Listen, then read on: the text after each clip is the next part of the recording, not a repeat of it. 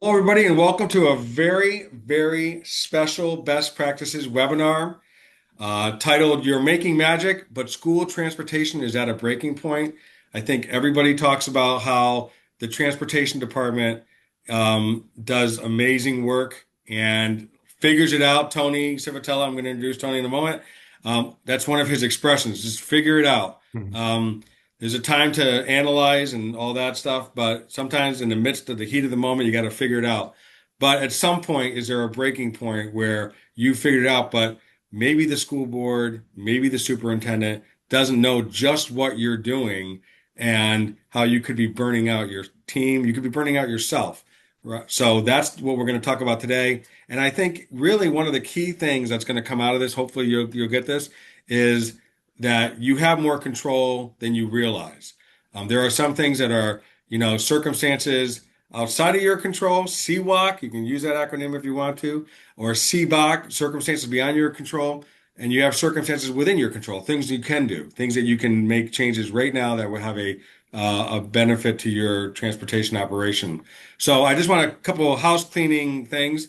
This is always recorded. So it'll be posted either today or tomorrow on our YouTube channel. You can find that very easily by going to transfinder.com.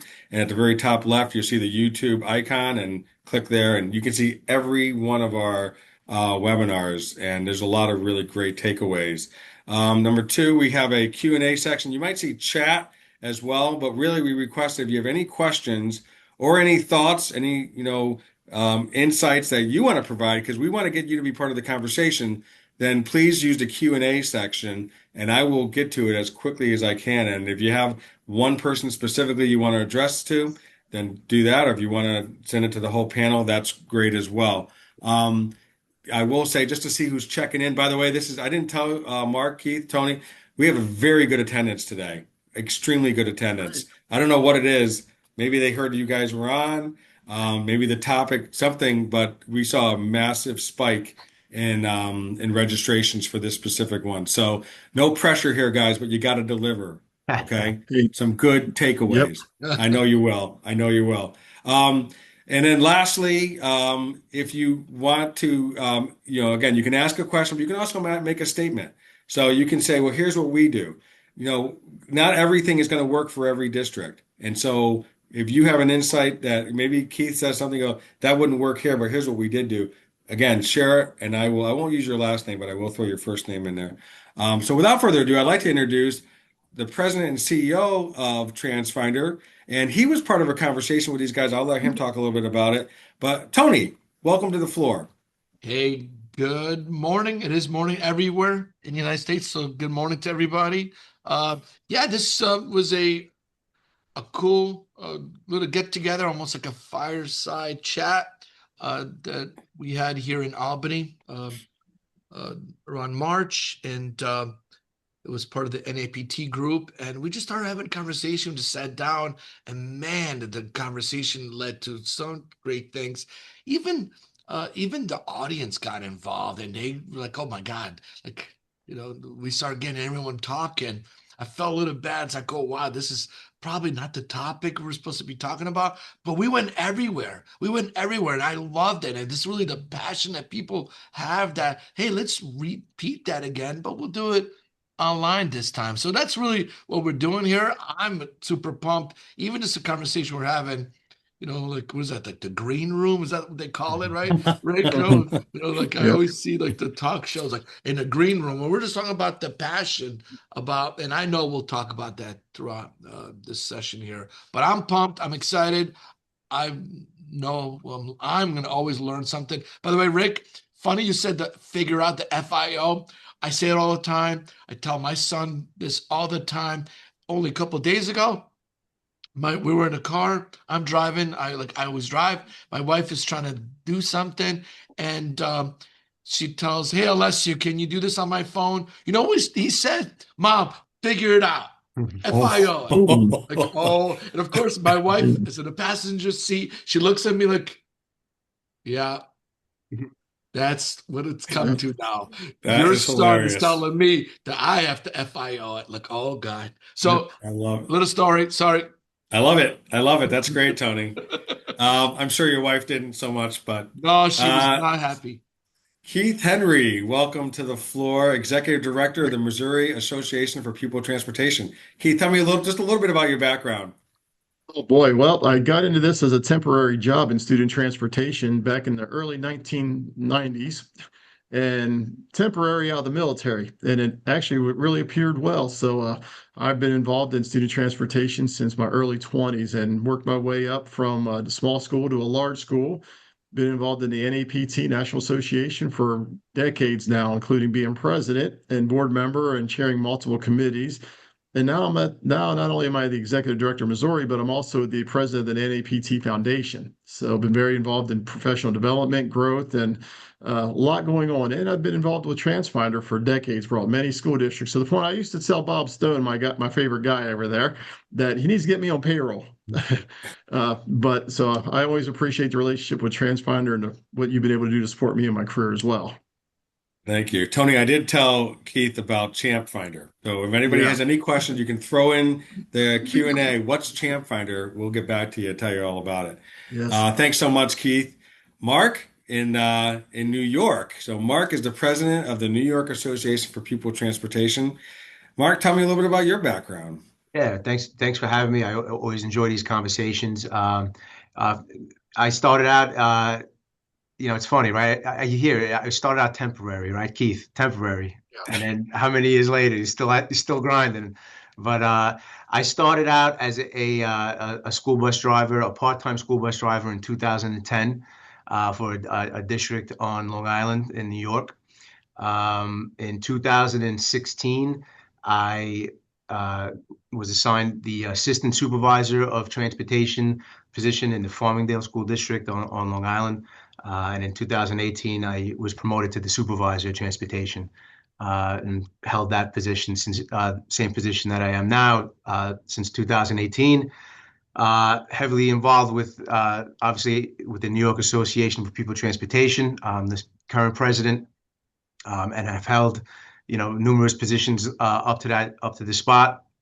And I've also was recently elected to Region One Director of the National Association for Pupil Transportation, and that's where I got to meet Keith and a lot of fine folks, good transportation professionals, across the nation. So it's just kind of constantly looking to elevate, we're constantly looking to learn, and the conversations and the stuff that you hear, from the veterans around the room, it's priceless on the journey. That's great. Thanks so much, Mark. Appreciate it. I know we're going to have a great conversation. I know it's going to go fast too. Arnold, we have Arnold Bird, Transfinder Extraordinary. He's going to work the back end. Arnold, if you can go to the next slide. We did a poll in April and May, had a great response. By the way, it was not just for Transfinder clients, it was for anybody in school transportation industry. We had responses from 30 states. So that's a pretty decent sizable response and all about school bus routing efficiency. And I'm just going to give two results now. If you do want to find the results, we're going to have it on our homepage, transfinder.com, and you can look at it, and it might be helpful for you too if you're going to talk to the school board or some of your decision making. This might be helpful. So just quickly, and this is going to be part of relevant to our conversation here. Top barriers to efficiency. Number one, I don't think it's going to surprise anybody. Driver shortage, 68%. The other, by the way, you could pick more than one. You could pick two. That's why the numbers don't. Tony's a big math guy. Like, why are these not adding up to 100? So I had to make sure I put in there that there's a reason why it doesn't add up to 100.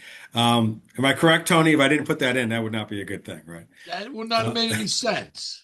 That's right. 40, 46% long geographic distance, rural coverage, 44% bell time constraints, 41%. I know Keith has a story about bell time that's going to be very useful in this conversation. Keith, that's a note to you to remind me to get to that point, okay? Yeah. Okay. 41% special education routing requirements, and then 39% community and politics. So I think those all hit a nerve. Next slide too, Arnold.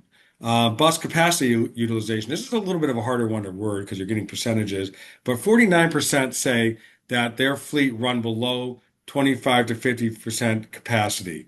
So half are at least underutilized between 25% and 50%. I hope that makes sense. 25% or 27% say that only 25% of their fleet is underutilized, meaning they're fairly efficient. And then 24% say that more than half of their entire fleet is not half filled. Okay, I hope that makes sense. We'll go to the next slide.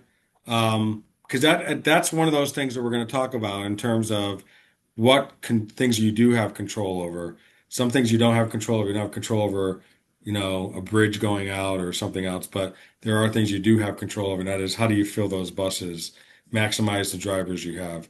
And I know we're going to touch on those. Okay, so I wanted to start off with number one. Do you guys have any thoughts on that, Keith? And all three of you, thoughts on those results? Those surprise you? Anything that Nothing stood out surprised to me. you? Those are the things I hear repeatedly. Driver shortage is a big one. The given operational expectations that they can't meet, or maybe in some cases aren't even realistic in some cases, that create challenges. But everything rolls back into the driver part. It seems like we have plenty of buses, but not enough drivers to fill them. And that becomes very challenging and so when you look at everything you just brought up, all the different bullet points, it all hinges back to driver shortage. If we had enough drivers, we could do anything.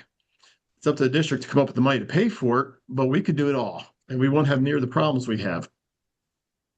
Very good. By the way, for attendees, feel free to go into that Q&A chat now and tell me your thoughts on what you saw in those poll results. There's a lot more, by the way. We're going to be dripping these out at other best practices. But if you have thoughts, something that stands out to you. Rick, So, I want to add something because, yes, clearly please. driver shortage, nobody's super surprised about that.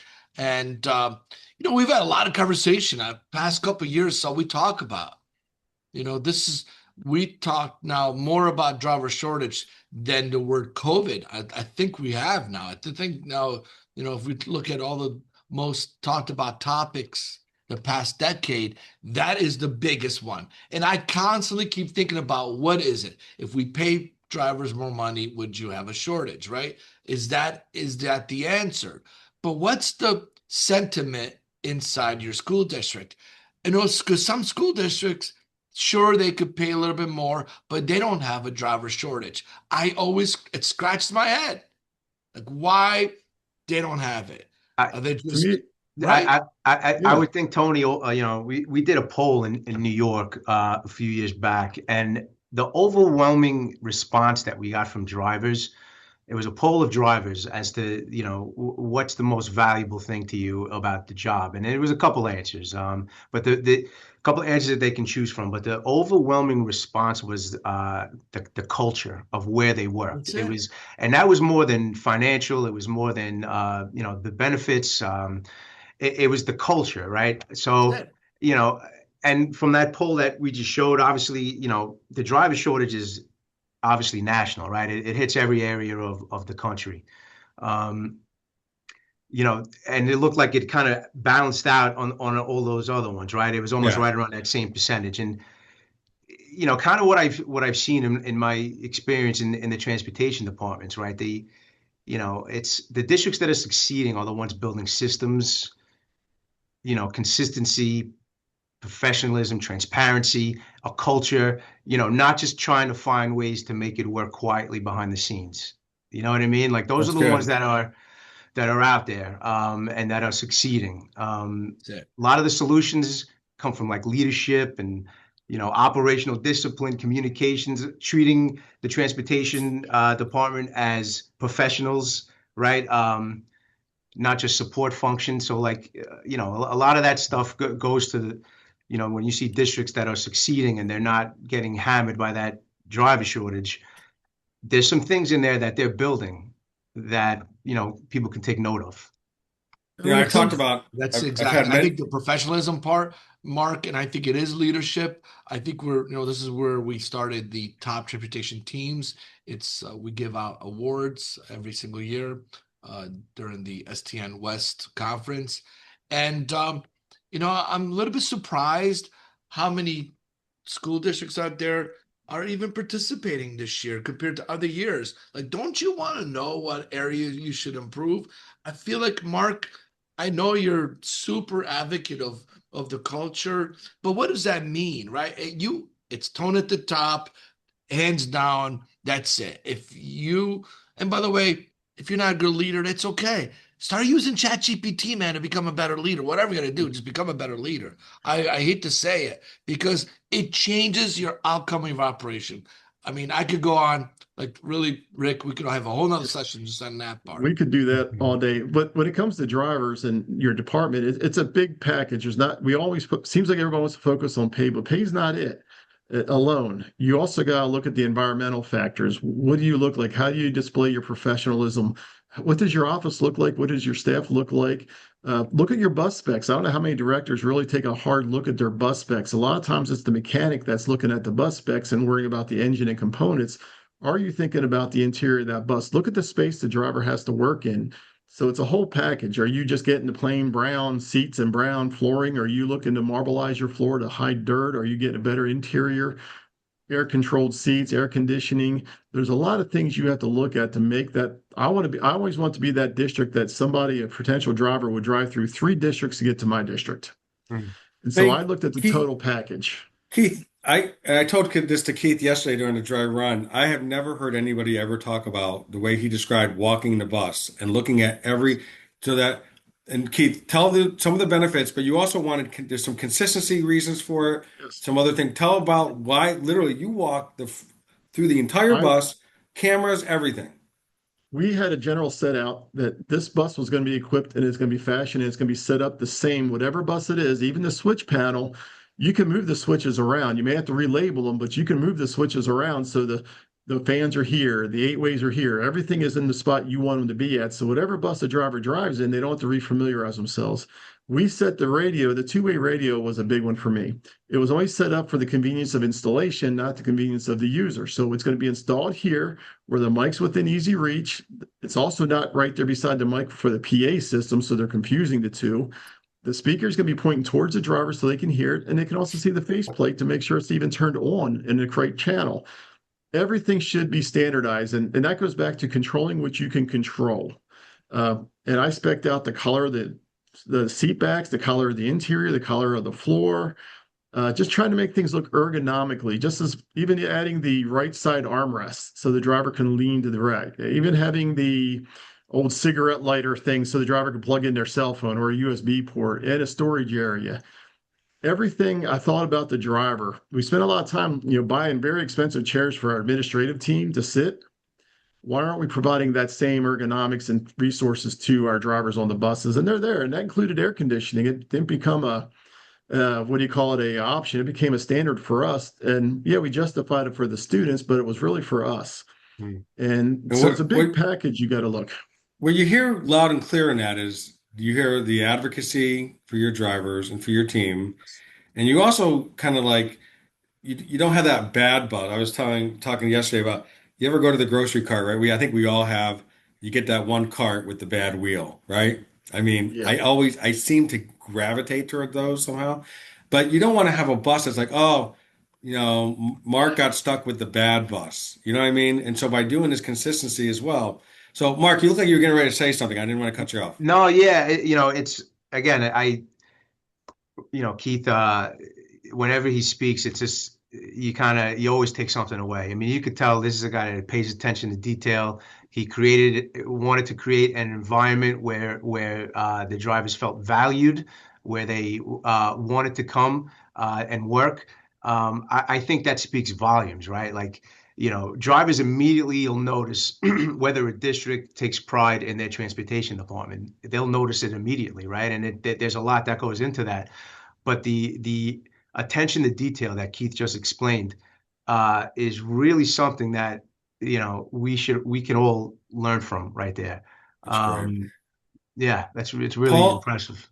Paul, I don't know where Paul's in, but he sent a comment here saying ditto on the drivers. He goes, drivers need respect from students and support from parents. Culture is key to our profession. Team, we all know, team is what we all know is key to success is being in the team. Michael Jordan couldn't win by himself. So others feel free to jump in or ask questions. I got one more tip that may help out Yeah. some of your viewers here is, and this is something I kind of like to do the walk a mile in my shoes. So I looked at what the drivers were experiencing, and I did an exit survey of every driver that left because I want to know where they were going. Because what I've seen, and I'm sure I'm not alone, I'm sure everybody gets this. Every year, my administration above me would give me, okay, this is what the local school districts are paying their drivers. And like I said, it's not all about pay, but they want to make sure we are competitive with our local school districts. Well, my response was, I'm not losing drivers to other school districts. I'm losing drivers to other employers outside of the school district. And we got to think a little differently on how we're doing this. So I was able to show them the data, and data was great. This is what we're experiencing, and this is where they're going, and this is who we're actually competing against, not just for hiring, but retention as well. And that was able to get some significant changes just for my department that was above and beyond what anybody else got in the district. But I provided the data to show them that my people aren't going to the neighboring districts. They're going to UPS, the trash truck, the garbage truck, the delivery truck. And this is what they're getting when they go there. So let's stop comparing one bad situation to another bad situation and saying, hey, we're good. Because we weren't. We were doing the same thing every year and not getting anywhere. That's great. Yeah. And you also talked about just in general with data, when you go to leadership and you bring them data, like if this, then that. If we don't have do this, then this is going to be not like Chicken Little, but you do provide. Sometimes they accept your suggestions. Other times you said give me a little bit of that scenario. Sometimes they brainstorm with you and you come up with a third answer that you hadn't thought about either. But share a little bit about the importance of data.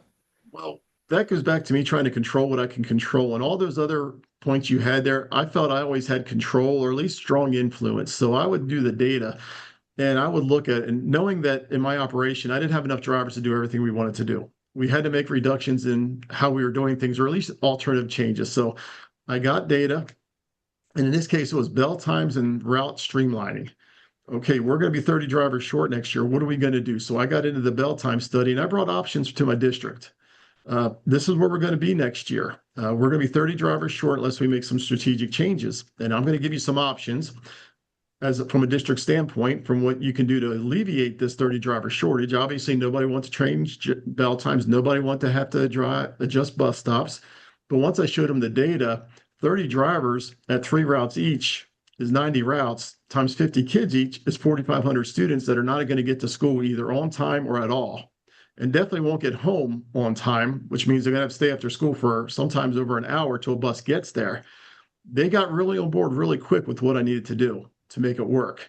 And we were able to reduce by 30 without cutting services.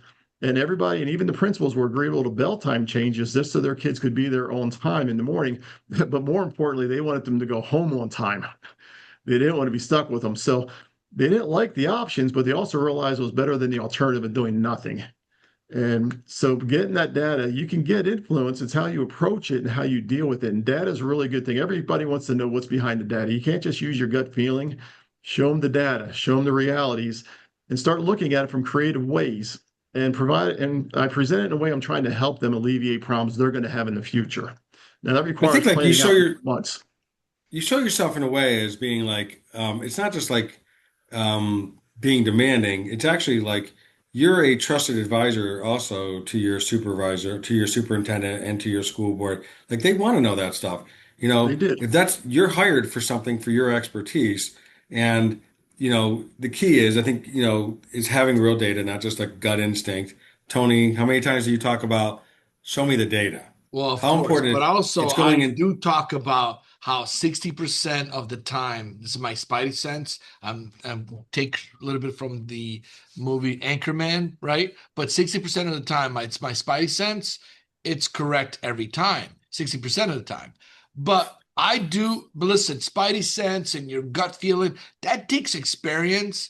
But most people don't understand that. I think you've been in the industry for so many years. Gut feeling is a good one. But I can't just tell somebody, my gut feeling tells me we should do that. They're going to look at me like, are you crazy? I'm going to make decisions based on your gut feeling. Maybe some people do it because I'm the CEO, but nothing beats, here's my gut feeling and here's the data. What's next? And that's really it. Listen, we all know how to manage by gut feeling. I am not going to say I'm going to change too much, but having data support my spidey sense or the gut feeling, like you just mentioned, no one could then argue with us anymore, right? Mark, when we That's talk about this good. stuff No, all the Tony, time, and the thing right? that, I want to piggyback off of what you're saying is, and that comes with experience, right? So, I learned pretty quick in the transportation world that, uh, I have an opinion, but if I'm not coming with data, right, with a KPI to show that this is what's happening, if they don't see it, it doesn't matter, right? So data changes the conversation from opinion to risk management, right? And that's what we're doing, right? Like that's what it is. Superintendents, boards, they're going to respond better to measurable KPIs than Absolutely. emotion. And So I honestly, want to, we talked about this, I think in March. We talked about once you've done it enough yeah. time, and then you say, we can't do this. I'm going to go, you want me to really show you the data? Like, all right, mercy, we get it, right, Mark? I mean, Yep. once you've done it enough time, like that guy's not going to just say things without having data behind it. Well, And that's the that, thing, and that's right? anyone that is newer to the industry, right? That's on this call. You know, take a look at it and take a dive. If you feel something in your gut, right? Take a look at it and try to break it down operationally, so that when you bring this concern to the to your business official or your superintendent, you have the data to back up what you're saying, right? So a lot of times our gut is correct, but Yeah. we just have to prove it. Yeah. You have to So show tell it. me, Mark, you used a word earlier today about professionalism. And so I want to go there for a second. And then next, I want to talk about that making magic and how it can actually hurt your overall team and have you guys feet jump in on that. But first, how do you make, so I think we all agree, being in a professional environment, that's what's going to be attractive to recruiting and retention. If not, so how, Mark, I'll start with you and then anybody else jump in.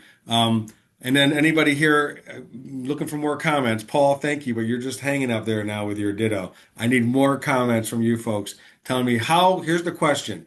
How do you create in a professional environment? What are the key factors, dress codes, wall paint, whatever? Tell me, let's brainstorm it. Tell me what's worked for you, Mark. You have a long history.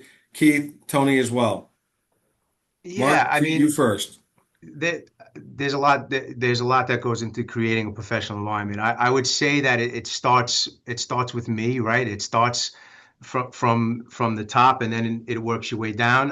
What I've found is that the culture that you put out there to everybody, to the team, that culture, whether positive or negative, is going to travel, right? So we have to be that part of the organization that um, we have to be the one that looks professional, acts professional, talks professional, could have conversations with our teams, but be respectful, right? There's a way to talk to people. There's a way not to talk to people. Having empathy is a big part of it. It's consistent communication, recognizing when things are done well. Um, so many times, people get caught up with the negative, the negative, the negative. They're not pointing out the positive. I think that positive discussions with the group, it goes a long way. Um, I think that, setting expectations, so that, and being clear, communicating, constant communication, and kind of building that team that way, it goes a long, long way. I think really kind of like to sum it up, if I'm trying to put it together, like professional identity, the professional identity isn't cosmetic, right? It directly impacts recruitment, accountability, and pride, right? So it's what we do at the top that's going to directly impact that. That's great. Before I go to you, Keith, I want to read a few things. Mitch says, by the way, going back to the data piece, he said, having people accept the data seems to be the challenge. It is a challenge. So you may have data. I don't know if you guys have anything you want to weigh in on that. When you got the data, Mhm. is it hard to get them to accept the data?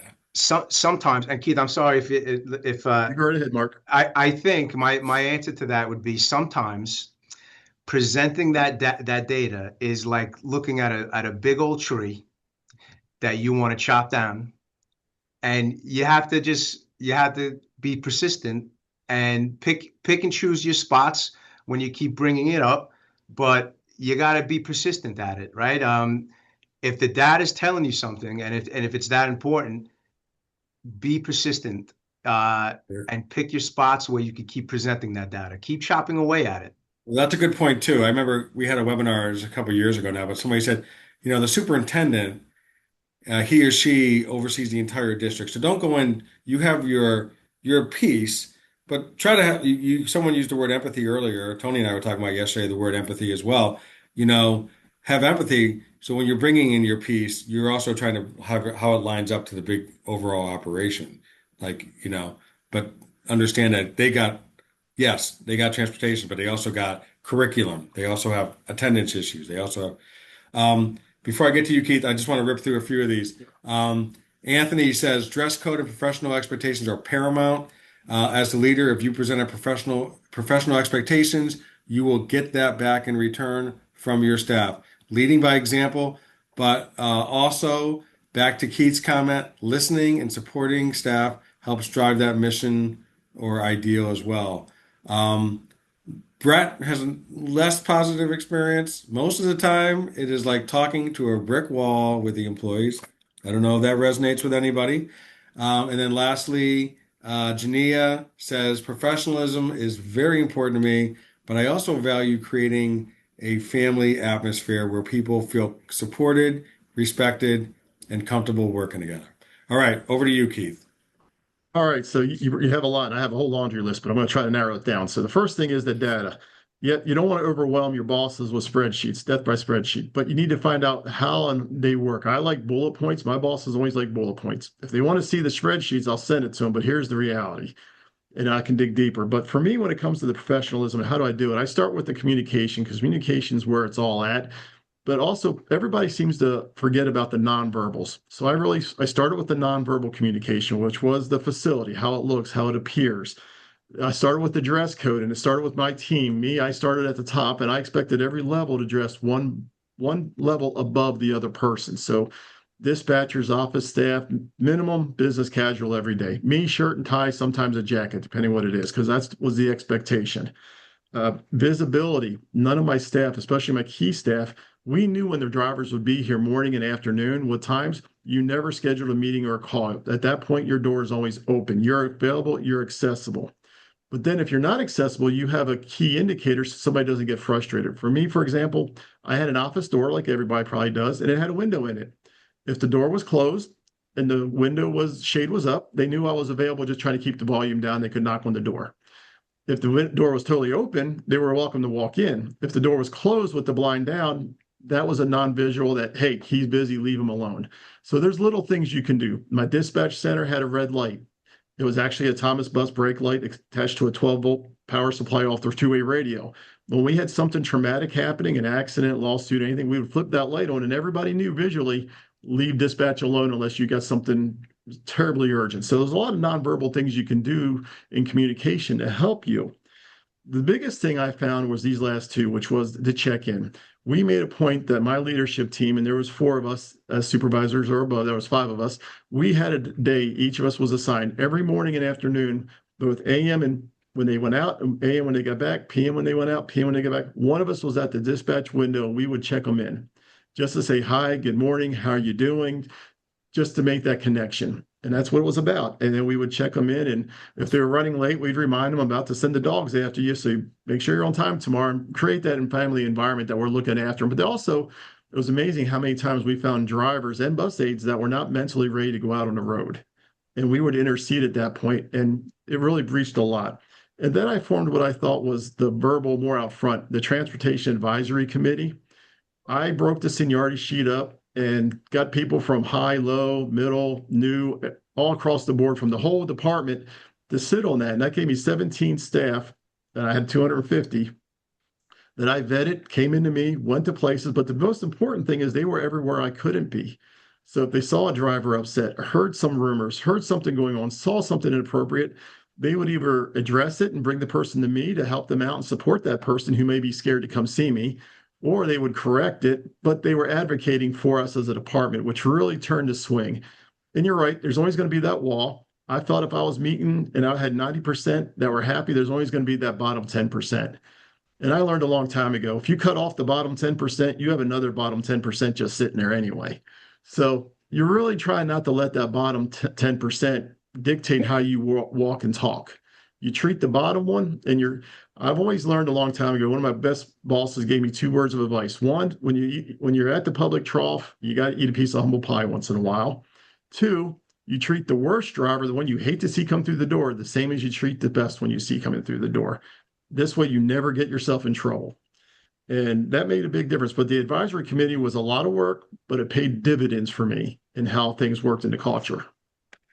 That's huge. Others, please feel free to keep jumping in because as soon as we get them, we'll post them. Mark, did you want to add anything, or Tony? I mean, I think there's just so much with the data and also just the sentiment. I always go down to how the parents feel because that really sets the stage. It's almost like, yeah, we talk about a culture, but how do we affect their experience? It's the passenger's experience. Are we looking at that? What are our parents saying? What do they think? What are the kids are thinking? Keith, you talked about having a nice seats. Well, do the kids appreciate it? Again, when you're in third grade, everything is great, right? But when you get older, are they appreciating it? Is it something that they take notice that, the driver's saying good morning to me, good afternoon? It's stressful. There could be late, but those kind of things just diffuse all that anger that people have. And that's the stuff that we really, Mark, I know you guys are doing things in New York State. Have you ever considered getting feedback from the passenger side of the house? That's a good point. I mean, it's hard to Now, get, I get it, but it'd be nice to know because listen, a lot of people know this. It's an old term. It's called the Net Promoter Score, right? You get scored. It's based on how do you feel. It's really a gut feeling. It's what are the probability of you referring this company to your friends or family, right? It's just a Net Promoter Score. And places like Southwest used to always score very high, and it's okay if we score at 30%. But what can we do to go to 40%? And that's the stuff that is measurable because you probably can't get there on time. You probably can't fix that, right? Keith, you talk about control you can't control, but maybe the way people feel, the air conditioning, it smells decent, those maybe we can control. To say nice things to kids, could that percentage go from, again, I'm just saying 30%, Mark, I know it's like, are you kidding me? They better be better than that. But I'm just going really low. Well, we measure it. That's a party right there. You go from 30% to 40% of the sentiment of parents and kids. You're not there yet, but you're going the right direction. I mean, but it's getting data, and I don't know how you get that data, right? That's a hard data point to assess because a lot of times we're limited by what we have available. And you're right, if you control what you can control and get ahead of it, which for me was a lot of communication. For example, if a parent wanted a new bus stop, I would send them a new bus stop request form, and that request form walked them through the process of what we can and can't do. So when we responded back in the negative, maybe like, no, as much as we'd like to do this, by the time we got to respond back, they've already been through that form and they understand by the time they submit it, chances are they're not going to get it. Or, hey, they realize they might because they've answered the question appropriately. Same thing with a hazardous route. Hey, my walk to the bus stop is dangerous. Well, this is what we're going to evaluate it on. And we give them that up front. And it really curbed it a lot as far as the parent part went.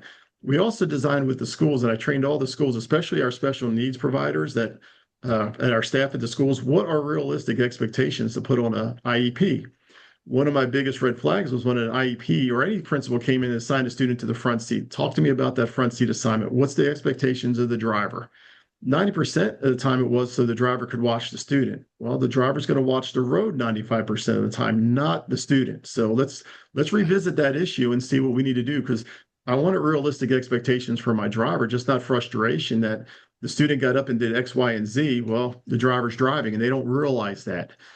So I had realistic expectations from the schools to us, which helped us out, which, just like you said, it improved our responses from our parents. We were getting realistic expectations to help us control the environment to our ability. The drivers, and I say it in a comical way, not a harmful way, but our drivers are pretty much Paul Bart. We observe and report. We can't physically throw a student around or do anything like that to discipline a student. We have no capabilities of that. We have to report it. So to say a driver has to do X, Y, Z is, or has the authority to do X, Y, Z is not realistic. And people need to, and I need to make sure everybody understood what we were capable of. But Keith, I know we can't do that. Yeah. But you know you're good drivers. What makes them a good driver? They have a presence, they show authority, and nobody messes with them, you know? And they come on, a kid comes on board, that driver, and you guys, everybody knows who those people are. So how do you replicate that driver? That driver has authority, friendly, but it's serious, always not a jerk, right? Because kids don't want that either, but is a fair individual and zero tolerance. Man, you can replicate that. You can. That takes time. I want to piggyback on. It takes time, right? A lot of time, yes. Yeah. A lot of time, a lot of headlocks, maybe. Yeah. It's like I tell many parents, the kid may not like the teacher, but he has the teacher. You may not like the driver, but you have the driver. That's right. Keith, you said something yesterday. I want to, it's kind of out of my list of off chart, but you reminded me of something. You talked about, and Tony mentioned polling your drivers, right? Polling, not your drivers, your community. Right. And by the way, there is a great tool, Form Finder, which is, we were talking about this yesterday, which I don't know if people really realize how special this tool could be for your district. That, not just sending a random poll to all the people who take transportation and then finding out that 90% of them are happy, but because it's geographically based, say like 95% of them are happy, but like 5% are not happy, but you can look at you know what? It's funny. All those unhappy people, they all seem to be in the same area. That's very unique. Tony, am I right? I mean, that's a unique piece of any kind of like survey tools that are out there today. Right. That you can literally. It's another type of demographics that it's not about who they are, but where they live. Maybe there's something going on in their neighborhood. So, but you talked, Keith, yesterday during our dry run about surveying parents and actually using the survey to educate them about district policy and other stuff like that. Is that enough to give you where I'm going with this? Yeah, there's actually two I did. One, I'm going to start with the first one, was in realizing our challenge is that we were running out of time before we ran out of capacity because the drivers serviced multiple bell times, and I had to streamline my bus routes so we weren't stopping every 500 feet and going into every dead end. I found out who all the HOA leaders were and emailed them to survey them to help me establish routes under this criteria. In your community, where can I place bus stops? And you can help me to dedicate them, or I'm just going to go to the nearest common areas as we drive the straight path through. Some of them helped, some of them did. But in the end, I adjusted over 5,000 bus stops and only had maybe a handful of complaints because they were part of the process. And that helped me out a lot. Now, the other part is, as I do a lot of surveying, so if somebody doesn't like their bus stop or has a concern, and it's a justifiable concern to them because safety is always in the eye of the beholder. And we all know in transportation, we get a lot of safety complaints that are really masks for convenience. I needed to have a team. So I had a form that anytime they wanted to change, they had to fill out this form. This form also educated them in the process. So if you want a new bus stop or you want to relocate the bus route or you have anything, you fill this form out. And in this form, it asks them questions. Is the current bus stop within 1,200 feet of another bus, or is your requested bus stop within 1,200 feet of a current bus stop? Does your student have to cross more than 2 lanes of traffic? Is the traffic over 35 miles per hour? Is there more than 15,000 cars an hour traversing that road?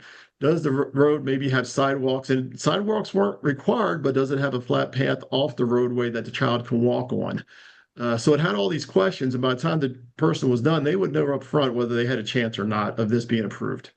But they would Wow. send it to us, but they got their education through it. Wow. And I love it. amazing, 80% probably didn't even come to me because they didn't send them in. And probably a majority of them that came in, even the parent wrote, I know this has little chance for approval, but I want to get it to you anyway. And Wow. it really Wow. made things easy for me, but these are our guidelines and we stuck to them. And you have to have some kind of That's gold right guideline. there. It is. That is really good. I love these guidelines. Yeah. Can these guidelines be shared across the Yeah. country? I mean, this is good stuff what you just said right Yeah. there. Every district I has mean, I their know own they all develop. have them, but man, Yeah. you've written narrowed down to very specific things that Yeah. Well, it You're helping them diminishes the argument. self-select. They're self-selecting in out. full transparency, I Yeah. have a similar form here, but Keith just gave me some ideas. I'm going to be Yeah. emailing Keith No separately on the problem. side, Happy to Man, I share it. love it. looking to pick his brain and Yeah. about that. So yeah, that's very Yeah. good. Yeah. I know that was like an aha Wow, that moment for was me. a good takeaway right there. Well, you need a way to Um, identify what really is hazardous. Now, the next part about this was when we got those forms, it wasn't just Keith looking at it. I had a team that looked at it, and it was myself plus a dispatcher or router, our safety person, and then we also got our director of public safety from the district, and we sometimes had an SRO and 1 to 2 principals that would look at it and help me through it. So there's always safety in the committee. And so that slowed the process down. But also, if there was something I could identify really significant, hey, my student's crossing 5 lanes of Highway 70, I knew that was upfront. We're going to deal with that quick. But it helped deal with the other ones and slow the process down and make sure we were being effective and efficient. Right. Jania said, that was great. I'm trying to write it all down. I want to get to a new question. Before we get to this next question, William wrote a, can we copy all of that bus stop change form? James wants to a copy of that. Oh, I can say his name, I think. No, I won't. All right. Mikey, actually. I know who that is. If got the right name there. All right. William wrote a good job. All right. William has a very long note. Can't read the whole thing here, but he says, I'm new to public school and new public school environment and smaller district, 6 full-time drivers. Our main sub is also our maintenance worker. So this is going to go into that idea of how you're figuring it out, but how it could also be hurting your overall operation. Okay, that's kind of setting the table for you guys. We have a big division in the small group, and there are constant call outs and last minute route changes.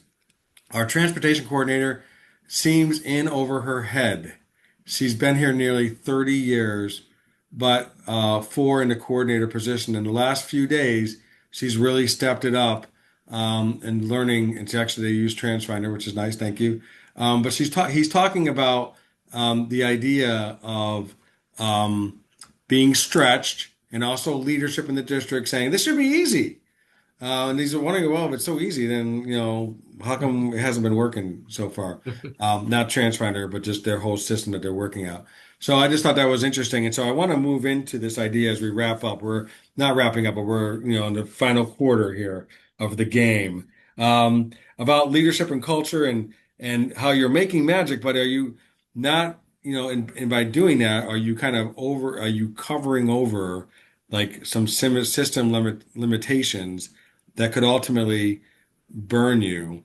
And, and if so, and again, you guys are leaders here. So maybe you've had experience with it. You can share how not to do it. So that's really the point, and not to wallow in it, but say, hey, so some questions here, like, what's one thing your leadership team has done today that is unsustainable, but no one is saying it out loud?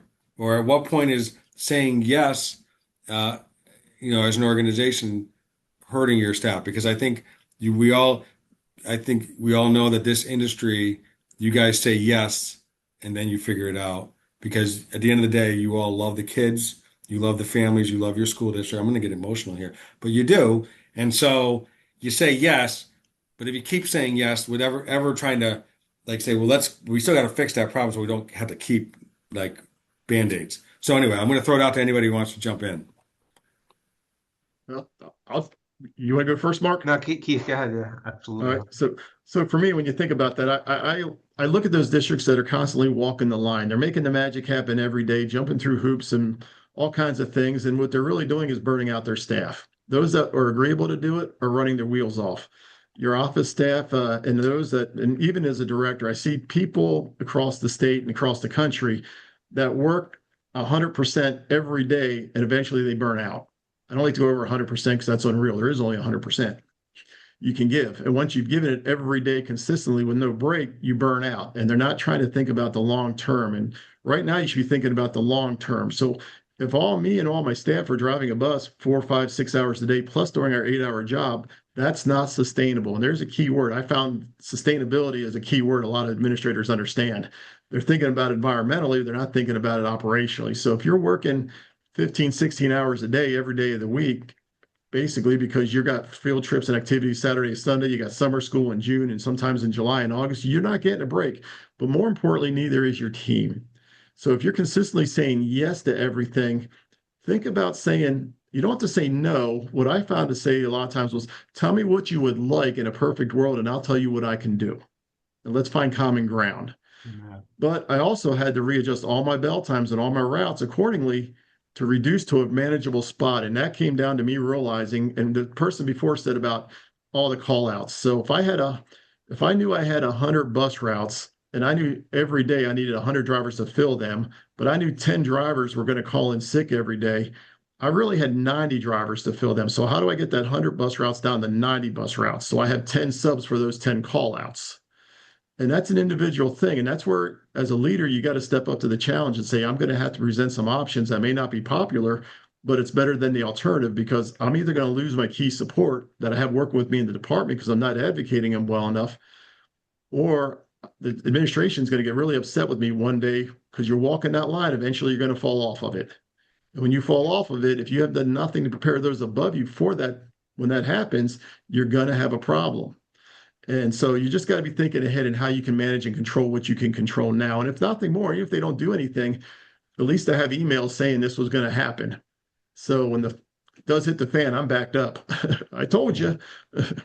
Well, Keith, you But also mentioned yesterday about having proper staffing, like your dispatcher. If you're having you talked about Yeah. like, talk a little bit about that piece of it and how you Too also like often I looking see, at worst yeah. case scenario. I Sorry. see a lot of directors that pride themselves in there was nobody left in the office. We were all driving. And while that's great for that moment, you cut yourself short because what happens if you have an accident, a medical situation, a breakdown, and there's no one to support that driver? So when you're as a leader driving that bus and you have nobody back at the office for support, the drivers are on their own, and that goes against culture and morale. Drivers need to know their support and somebody can be there. So I've always had minimum, no matter my depending on the size of the district. When I was at my medium-sized district, we had about 80 buses. At one of my districts, we always made sure we had one radio operator who could not be on the phones, could be listening to the radios and managing the day, a support person for that who was managing the phones and other things, and a supervisor, as well as one mechanic that could drive a bus, preferably two. So if we did have an accident or anything bad happen, because those are the unknowns, you don't know when that's going to happen. But when it does happen, you have to be ready for it. You have to have a plan. And so I made it clear to my superintendents that we would not, even though they had licenses, we would not send them out. This was our minimum staffing lever to respond to the things we don't know when they happen. And things happen. Think about your day. Students have seizures, behavior issues, parents board the bus accident, breakdown, trash truck Tuesday, we're stuck. Garage sale Wednesday, we're stuck. They need support, and your drivers have to have support and know they can call for support. Every school teacher has that support through their PA system, and a nurse, an administrator, anybody can be in their classroom in a moment. So if you're abandoning the ship to go out there and fix the daily problem, you've now caused the problem trying to fix the problem. So you've accomplished nothing. So you got to think about your operation and what it needs for support. And don't forget that part. Don't lose track of that part.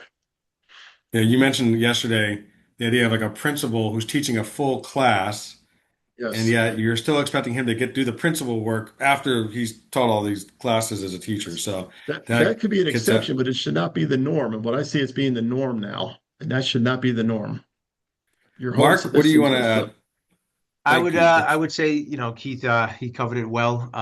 But this making the magic happen. I think right now it's become just a normal part of the daily transportation operation in the realities that we're in right now, right? Uh, Transportation departments historically, but especially today, are asked to do more with less, right? Um, and they have to absorb these problems, and I'm going to say silently because a lot of times, the people down the hallway don't want to hear it, right? They just want it to get done, right? And the coverage, uh, coveraging shortages, stretching out office staff, constantly, rearranging routes to get things covered or solving those issues behind the scenes. Like that approach, could temporarily work, and it does for the most part, right? But what Keith explained before, and I'm sure there's a lot of people on this call, and if I'm being, totally transparent, sometimes I'm there too, and I feel it too, is that burnout, right? That burnout, man, that burnout, it it's true, and it hides a lot of that operational realities from the leadership, right? Um, if leadership never sees the strain, then the system doesn't get fixed because they think everything is fine. When everything is not fine, we're just making magic happen on a daily basis and fitting square pegs into round holes, right? It's wild that transportation departments have become so good at surviving conditions that are unsustainable. I mean, I don't Yeah. even know how else to Yeah. say it, but Right. it actually is it's pretty wild, right? I mean, and you can't survive long term operating in crisis mode all the time, right? Operating in permanent crisis mode, it's just, and again, we use the word sustainable. It's not sustainable, right? Yeah. Um, And then it so has a ripple effect. It has there's that ripple there's a effect. total ripple effect, and Yeah. yeah, and listen, I go through it too. Like even the transportation supervisors or directors or ops managers that are deemed successful, we all go through it. We all go through and we all feel it, this strain.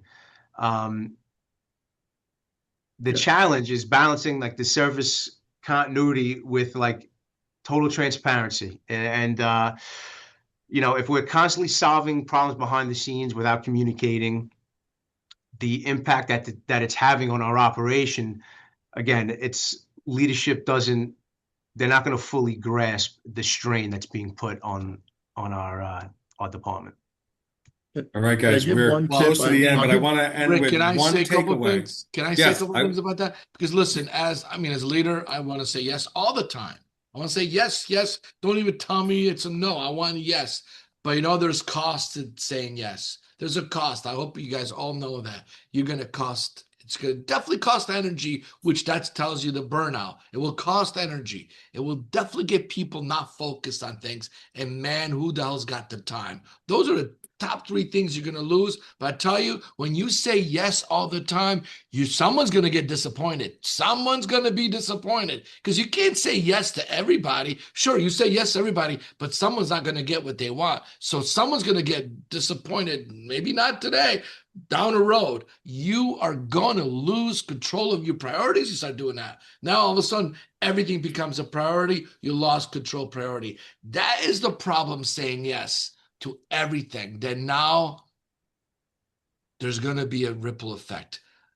And I'm, the burnout, I think the word burnout means, hey, I got to work this many hours. I got to work. But when you keep telling me there's a fire every single day, and then at the end, that's nonsense. That's not a fire. That's really a fire. Now we have no more credibility because we just say yes all the time. And man, those hurt. I've been there. I know it. So thank you, Tony. That's great. I want to close with one takeaway, and then we got a couple quick slides. So it's got to be super brief, but that's the thing that someone didn't see this. They're going or they watched it and they want to go back to their office, either tell their team, tell the superintendent. What's one takeaway you say you take with you Keith, Mark, Tony, close us out. I'll go ahead. So we've spent a lot of times developing our employee handbook. Have you developed an employee handbook for your staff outside your department? So I always had a staff transportation guide that explained everything about our department, and I gave a new one to all the secretaries and administrators every year, so they knew how long it takes to route a student, why we don't put them right on the bus, what to do if they need something, and who to call, and a whole lot more. And that starts your That's great. communication. That's that's a takeaway that we didn't even get to yet. I Nice, know there's Keith. too much. Next There's too I webinar. much. love it. I The love next it. webinar. All right, Mark. Yes. If there's, I guess pretty much if there's one thing from today that I would say, it's that we, sometimes it might not seem like it, but we do have more control than we think, right? Small operational improvements, better systems, data-driven decisions can really make a big difference, for our drivers, our staffs, our students, our community, and ourselves. Very good. Thank you, Tony. There's always that fear of making the wrong decisions. Come on, let's face it, right? We do have that fear, and that fear is a good one. That keeps us on our toes. If we don't have that fear, then we are gonna, the fear of making a wrong decision to me is a good fear. I always like that little fear that keeps me in check. But I gotta tell you, of anything we learn every single time we talk about these things, it's making sure. Do you have the resources? Are you committing the resources in the right way? Are you managing the resources you have at your hands? And that's really it. That's the resources. So work within your resources. Perfect. That's great. Thanks, Tony. All right, next slide. Always looking for stories. Again, the goal of the best practice webinar, I started right in the thick of COVID, was just trying to grab as many great best practices that are working, whether you're a Transfinder client or not. What's working for you that we can share with the whole industry? That's really what it is in a nutshell. And yes, I may ask you to be a panelist on a webinar, and if you don't want to, that's okay, by the way. But send it to mystory@transfinder.com. Any thoughts you have, any ideas, always love to hear from you. Next slide, please. The deadline is like literally, it's like couple days from now, to enroll in the top transportation teams program. This is free, folks. It's a great program. Besides the winners getting to go to, like Tony already mentioned, STN West, it's completely covered by student transportation news and school transportation news. I'm sorry, and Transfinder, we cover the airfare and the hotel. Beyond that, if you don't win, it's a rallying cry for your team. It's a great initiative to say, hey, we want to win this. Everybody fill out the form. And you get this great feedback. We covered this in a webinar a couple months ago. You get detailed information about what your team thinks about key aspects of your department, and they're actionable. So yeah, maybe you don't win. I know one winner last year, Terry Mapanga. They did not win the first year they entered. She said, "We are going to win this thing." Not by going to everybody's department, making sure they filled it out the way. She goes, "We looked at all the feedback and we changed and we won the next year." So it does make a difference. Next slide, please. Next webinar will be in June 21st, and then we're going to take the summer off. But June 21st, please mark your calendars. If you have thoughts of a topic, we have some ideas already, but if you have something that's like really bubbling up, if I get 4, 5, 6 emails about this, then that'll replace whatever we have in mind. But please send your note to us. But June 21st, that's it, guys. I want to thank Mark, Keith. Thanks so much for all your insights. Tony, of course, always appreciate all the insights that we get from our attendees as well. I hope you all have a great rest of your day. Thanks, guys. Bye, everybody. Bye-bye.